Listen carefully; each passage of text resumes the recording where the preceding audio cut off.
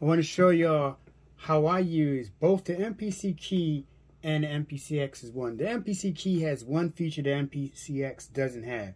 There's a feature called keyboard control. I press this, and no matter what I play on here, I always stay in key. Like I said, the Mpc X doesn't have that. So right now I have Fabric Piano loaded up in the Mpc X, right? And I have this on keyboard control mode, and I'm in the key of D. So I can just go through and just play stuff like, you know.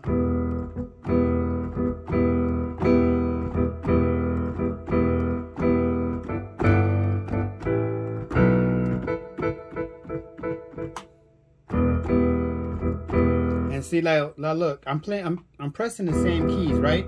Now just going up here and changing the key, I get a whole different sound, whole different scale. I can go, and now I'm in E. Now notice I'm pressing the same keys, but it's giving me a whole nother scale. And you can change, you can make that minor if you want, you know. You can go through and just change the whole scale, harmonic minor, and so many other scales. That's how I use the Mpc key and the Mpc X together. Peace.